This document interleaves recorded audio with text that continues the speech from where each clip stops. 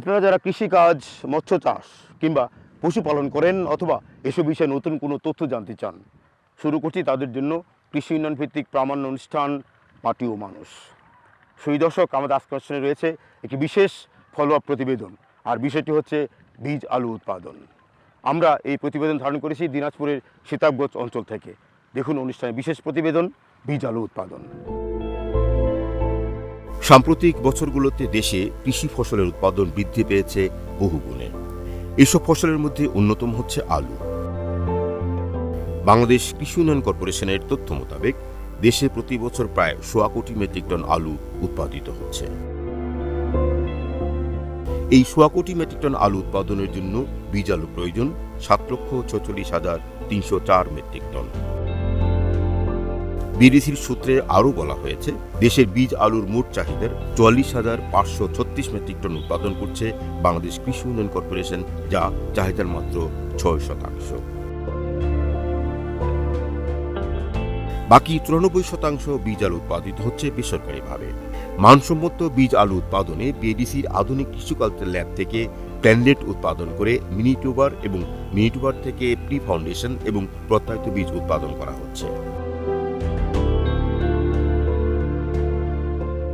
পাশাপাশি দেশে বেশ কয়েকটি বেসরকারি প্রতিষ্ঠান তাদের নিজস্ব টিস্যু কালচার ল্যাবে প্ল্যানলেট উৎপাদন করে একই প্রক্রিয়ায় বাণিজ্যিকভাবে প্রত্যায়িত বীজ আলু উৎপাদন করছে।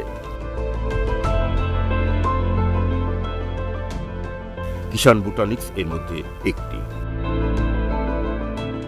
প্রতিষ্ঠানের টিস্যু কালচার ল্যাবে প্ল্যানলেট উৎপাদন করে দিনাজপুরের সীতাবগঞ্জে নিজস্ব বীজ উৎপাদন খামারে প্ল্যানলেট থেকে মিনি টিউবার থেকে প্রি ফাউন্ডেশন এবং ফাউন্ডেশন থেকে প্রত্যায়িত বীজ উৎপাদন করছে। আপনাদের নিশ্চয়ই মনে আছে, আলু মৌসুমের শুরুতে কিষাণ বোটানিক্সের প্ল্যানলেট উৎপাদন এবং দিনাজপুরে মিনি টিউবার ও প্রি ফাউন্ডেশন এবং মাঠ পর্যায়ের চুক্তিবদ্ধ চাষিদের মাধ্যমে বাণিজ্যিক বীজ আলু উৎপাদন নিয়ে একটি প্রতিবেদন প্রচারিত হয়েছিল আমাদের এই অনুষ্ঠান থেকে। মূলত সে প্রতিবেদন আপনারা দেখেছেন প্ল্যানলেট থেকে মিনি টিউবার উৎপাদন ব্যবস্থাপনা। তারই পরবর্তী কার্যক্রম তুলে ধরবার জন্যই আমাদের আজকের ফলো আপ প্রতিবেদন। বিস্তারিত প্রতিবেদন দেখবার আগে চলুন আমরা দেখে আসি প্ল্যানলেট ও মিনি টিউবার নিয়ে প্রচারিত সেই প্রতিবেদনের অংশবিশেষ।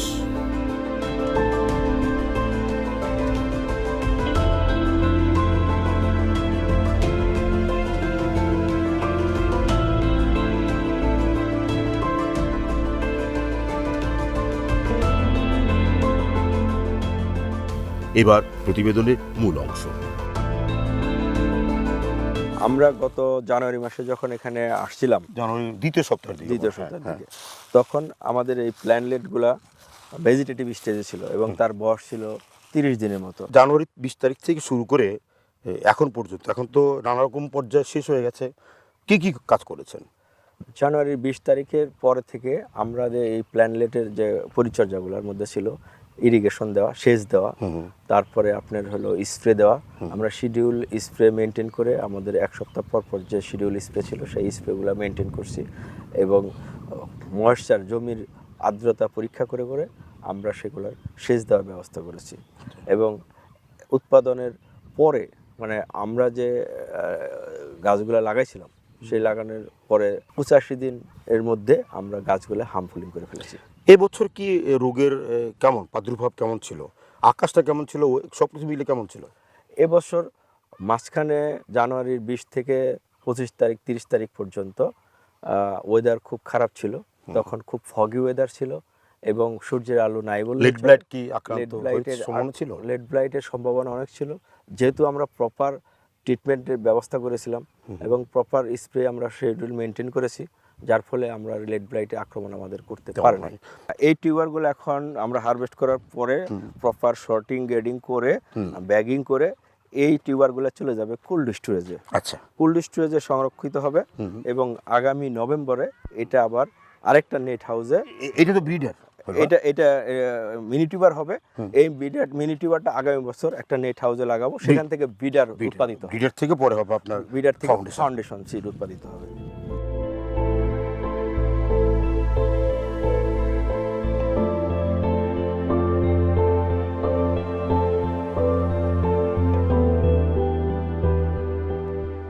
চমৎকার ফলন হয়েছে কাসিম ভাই। তো আমরা একটু বিস্তারিত শুনতে চাই। আমরা তো জানুয়ারি মাসে এখানে আসছিলাম, জি তখন প্ল্যানলেটগুলো বোধ হয় 20 দিনের মতো, কতদিন বয়স 30 ছিল? দিন বয়স ছিল 30 দিন। এবং এটা ভেজিটেটিভ স্টেজে ছিল। একটু আমি শুনতে, এই যে মিনিট হওয়া পর্যন্ত কি কি স্টেপগুলো ছিল? মিনিটিভার হওয়া স্টেপ পর্যন্ত আমাদের এখানে এই যে আর্থিং আপ বলি আমরা, মাটি তুলে দেওয়া, এই যে বেডগুলোতে মাটি তুলে দিছি, এটাকে আর্থিং আপ বলে। তারপরে মাটি তুলে দেওয়ার পর ফার্টিলাইজার দেওয়া হয়েছে, ফার্টিলাইজার দিয়ে পরে ইরিগেশন সেচ দেওয়া হয়েছে এবং 7 দিন অন্তর অন্তর শিডিউল স্প্রে মেনটেন করা হয়েছে, আচ্ছা। কীটনাশক এবং ছত্রাকনাশক। এখন যে আমরা টিউবারটা পেলাম, এটা কি আসলে ভালো ফলন হয়েছে এবার মনে হয়? এটা অনেক ভালো ফলন হয়েছে এবং দেখেন প্রত্যেকটা টিউবারে কোনো স্পট ছোট বড় আছে, এটা কি আপনার?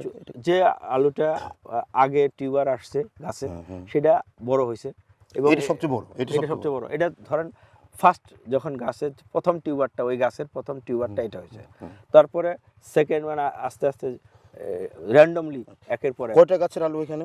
এখানে 2টা গাছের আলু। তাতে আপনার হেক্টরে বা বিঘাতে মিনিট এবার কি পরিমাণ হয়? আমরা এখানে অলরেডি গভর্নমেন্টের এই প্রজেক্টটা গভর্নমেন্টের বীজপত্তন এজেন্সির আন্ডারে আছে স্কিম হিসাবে। তারা র্যান্ডমাইজে দেখে, তারা র্যান্ডমাইজে এখানে পরীক্ষা করছে এবং এটা সমস্ত প্রোডাকশন পিরিয়ডে তাদের তত্ত্বাবধানে সুপারভিশনে এই প্রজেক্টটা চলমান ছিল। আচ্ছা। এবং আমরা হার্মফুলিংয়ের পরে গভর্নমেন্টের যে বীজপত্তন কর্মকর্তা ওনারা আসছে, এসে এটা একটা র্যান্ডম ইল টেস্ট করে গেছে। ইল টেস্ট করে রেজাল্ট কি পাইছে? আমরা ইল টেস্ট করে আমরা দেখছি যে এখানে পার হেক্টরে আমাদের এখানে 10 টন মিনি টিউবার। এটা কি স্ট্যান্ডার্ড? এটা স্ট্যান্ডার্ড। আরও কম হয় 7 টন থেকে 8 টন 10 টন এইরকম। এবারে কি ভালো হয়েছে মনে হয়? মনে হয়েছে ভালো হয়েছে।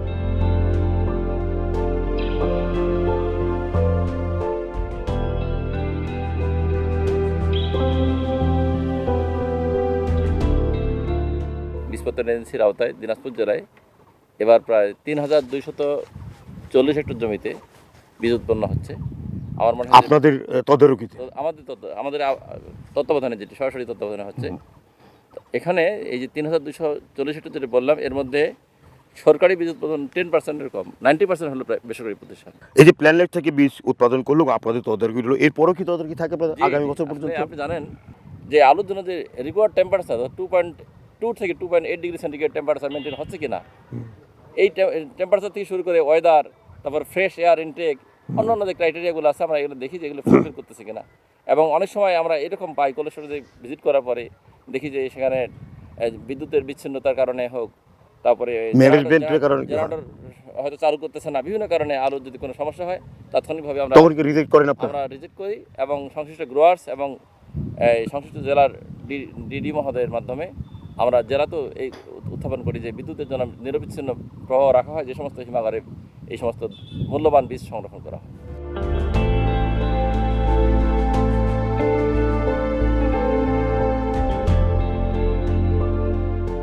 এখানে কতটুকু আছে? আমরা 1 মিটার জায়গা হারভেস্ট করলাম। 1 মিটার হারভেস্ট করে আমরা 1 মিটার জায়গা থেকে আমরা কত আলু পেলাম পাচ্ছি 1 কেজি 03, 1 কেজি 03। এই যাব এর মধ্যে গড় একটা এভারেজ কস্টিং আপনার একটা হিসাব করছেন, কি বলবেন খরচ যাবে আপনার কীটক, আমরা তো এটা মিনি টিউবার যখন করতেছি একটা হিসাব করছেন না কস্টিংটা? আপনার মিনি টিউবার নর্মালি কস্টিং আপনার আসবে প্রায় 1000 থেকে 1200 টাকা কেজি। এরপরে যখন আপনার বিডার হবে আপনার এখন বিডারের কস্টিং হবে আপনার 100 টাকা থেকে 120 টাকা পার কেজি। এরপরে যাবে ফাউন্ডেশন। আপনার ফাউন্ডেশনের কস্টিং হবে আপনার দেখা গেছে 40 থেকে 50 টাকা।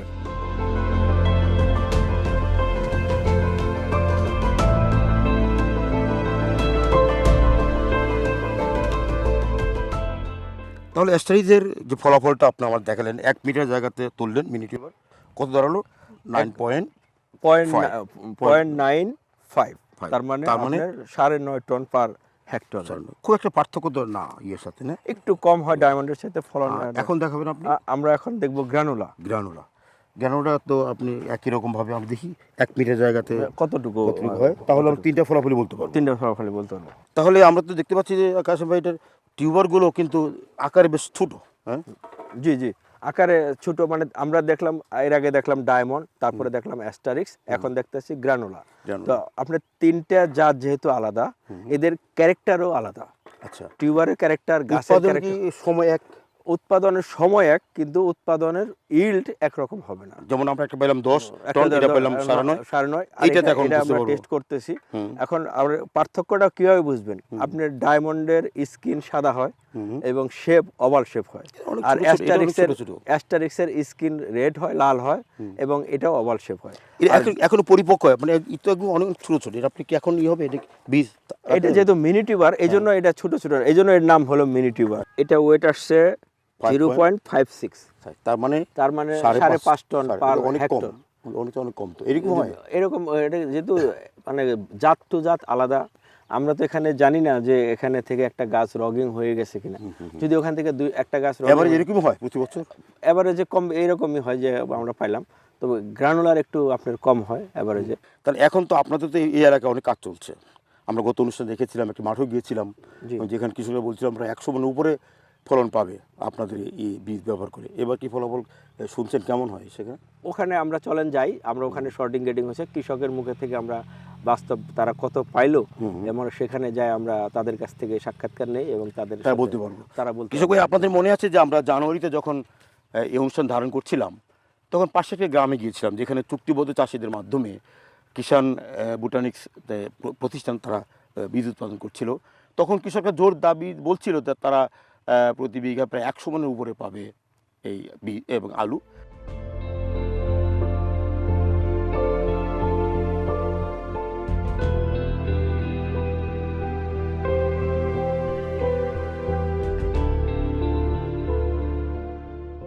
কৃষক ভাইরা, আপনাদের মনে থাকতে পারে যে আমরা জানুয়ারি মাসে এই সীতাকুণ্ডের এই মাঠে এসেছিলাম।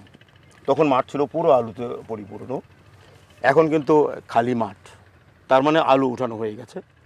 তখন এখন যারা দেখতে পাচ্ছেন অনেকে ছিল, এখন প্রচুর কাজের চাপ বলে অনেক কৃষক নাই, আমরা দু একজনকে পেয়েছি, তাদের সঙ্গে কথা বলবো। এই কৃষকরা তখন বলেছিল যে 1 বিঘাতে 100 মন আলু পাবেন। এটা তুলবেন কবে আপনারা? মার্চ মাসে দিয়ে না? এখন তো বলা যাচ্ছে না কয় মন হবে। তাহলে আমরা একটু মার্চ মাসে আবার কিন্তু আসবো। কয় মন হবে আশা করছেন, বলেন কয় মন হবে? 100 মন, 100 প্লাস। আপনার 100 থেকে মানে একরে 350 আশা করতেছি। একরে মানে 1 বিঘে 100-এর উপরে। তখন তো বলছিলেন 100 মন পাবেন, বলেন তো 100 মন পার পাইছি ভাই? পার পাইছেন? আমি 100 পাইছি। পাইছেন আপনি? আমার 100 মন করে। 100 মন করে হয়েছে। তাহলে যদি কেমন বিক্রি কেমন হবে, কত টাকা পাবেন? বিক্রি মানে কি এবার বাম্পার ফলনও তেমন, টাকাও তেমন, দামও বেশি। দামও তো বেশি। হ্যাঁ, অনেক দাম। এবার 2-4 বছর হচ্ছে এবার বেশি দাম। আচ্ছা, বীজের এইবার মানটা, আলু বীজের মান না, কেমন হবে? কিষানের আলু আমাদের খুব ভালো, খুব মানসম্মত বীজ।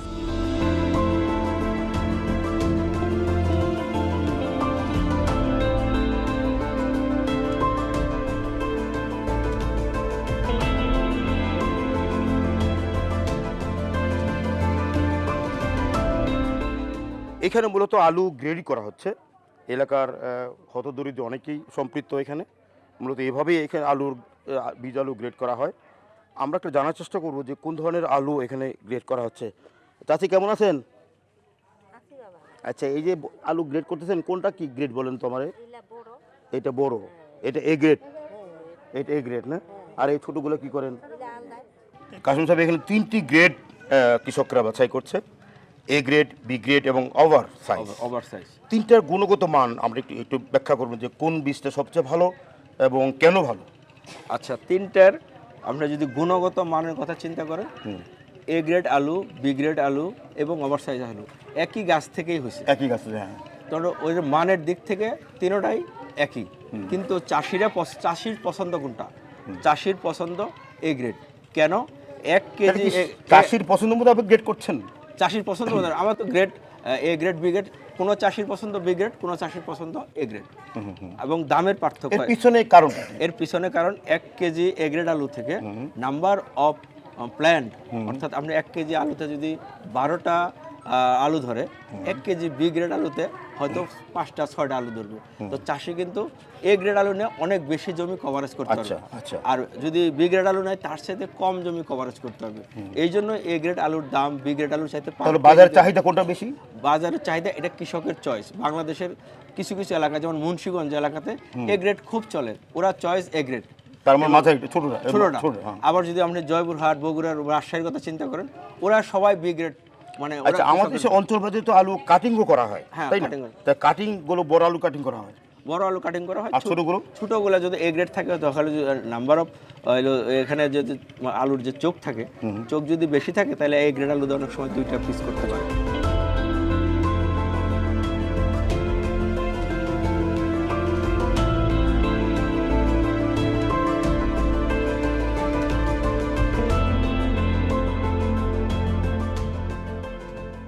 প্রতি বছরে আলুর যে একটা বীজ আলুর চাহিদা এটা বেড়ে চলছে। সরকারি প্রতিষ্ঠানগুলোর পাশাপাশি বিএডিসি থেকে শুরু করে সরকারি যে প্রতিষ্ঠানগুলো আছে তার পাশাপাশি বেসরকারি প্রতিষ্ঠানগুলো বীজ আলু উৎপাদনের কাছে সম্পৃক্ত। এর মধ্যে বোটানিক্স লিমিটেড, এই সিড কোম্পানি, আরও বিভিন্ন জায়গায় বোচাগঞ্জে প্রায় 400 একর এরিয়াতে তারা এই বিভিন্ন ধরনের বীজ আলু তারা উৎপাদন করছে। আমাদের সঙ্গে তারা বিভিন্ন বিষয়ে তারা প্রোগ্রাম করে, যেমন যখন তারা প্রোগ্রাম সেট করে যে এই বিভিন্ন এলাকায় তারা আমাদের সঙ্গে কথা বলে যে কোন জাতটা আমরাকে প্রাধান্য দিতে পারি। দেখা যায় যে ডায়মন্ড, এস্টারিস যে জাতগুলো উৎপাদন বেশি, এই জাতগুলোকে তারা নির্বাচন করে। এবং অনেক কৃষককে আমরা প্রাতিষ্ঠানিকভাবে হোক এবং আমার যে উপসহকারী কৃষি কর্মকর্তা আছে তারা কিন্তু তাদেরকে পরামর্শ দিচ্ছে। এর গুণগত মান কেমন মনে হচ্ছে বীজ আলু? আপাত দৃষ্টিতে গুণগত মান দেখে খুব ভালো মনে হচ্ছে।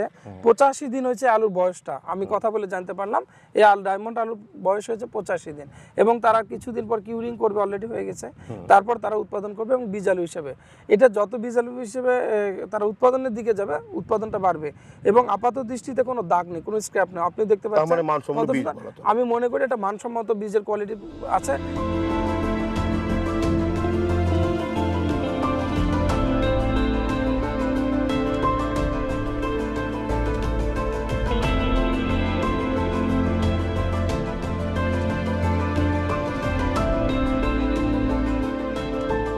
আজ এই পর্যন্তই। আমাদের আগামী অনুষ্ঠানগুলো দেখবার আমন্ত্রণ জানিয়ে শেষ করছি আমাদের আজকের মাটিও মানুষ। সকলকে ধন্যবাদ।